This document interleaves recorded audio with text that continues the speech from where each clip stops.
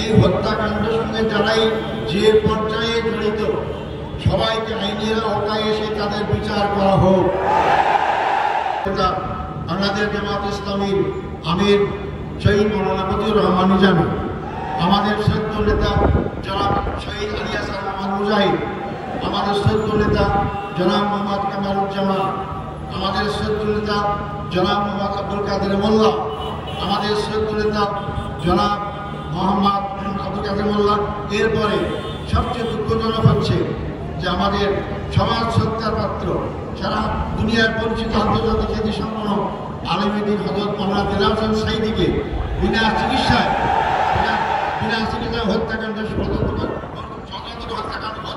করা হয়েছে। আমি এটাকে সবাইকে স্মরণ করছি।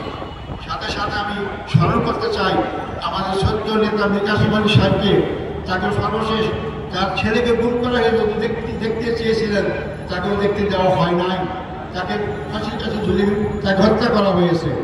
আমি সাথে সাথে জাতীয়তাবাদী দলের নেতা জনাব সালাউদ্দিন কাদের চৌধুরীকেও ফাঁসির কাছে ঝুলানো হয়েছে, আমি সেটারও আমি স্মরণ করতে চাই। সম্মানিত ভাই বন্ধুগণ, আমরা এর মধ্যেও হারিয়েছি জেলখানায় আমাদের সেই শ্রদ্ধ নেতা অধ্যাপক গোলাম আজমকে, আমরা হারিয়েছি আমাদের মৌলানা আবুল কালাম মোহাম্মদ ইউসুফ সাহেবকে, হারিয়েছি আমরা পাঁচবারের নির্বাচিত এমপি মৌলানা আব্দুল সোমান সাহেবকে আমরা হারিয়েছি। এরপরও আমি বের হয়ে হারিয়ে দেখতে পেলাম আমাদের সামনে এখন তার নেই, আমাদের আমিরে জামাত আমাদের পূর্বে আমির আছেন মকবুল আহমদ সাহেব এবং নাদির আহমদ সাহেব, তার সবাইকে শ্রদ্ধা স্মরণ করছি এবং তার পরিবার সদস্য সহ সবার কাছে আমি তার সহমত জ্ঞাপন করছি। আল্লাহ তাদের সবাইকে ধৈর্য ধারণ করে তৌফিক দান করুন।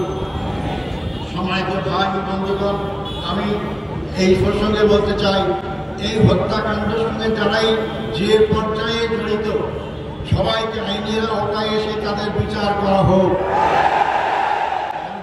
আবার বলতে চাই, যারাই হত্যাকাণ্ডের সাথে যেখানে যে পর্যায়ে জড়িত সবাইকে আইনের আওতায় নিয়ে এসে তাদেরকে বিচার করা হোক।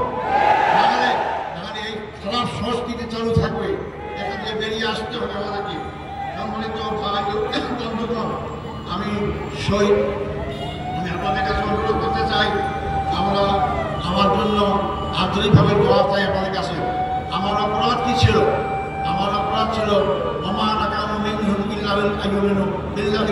হামিদ, আল্লাহর প্রতি বিশ্বাস, এটাই তো আমার অপরাধ ছিল।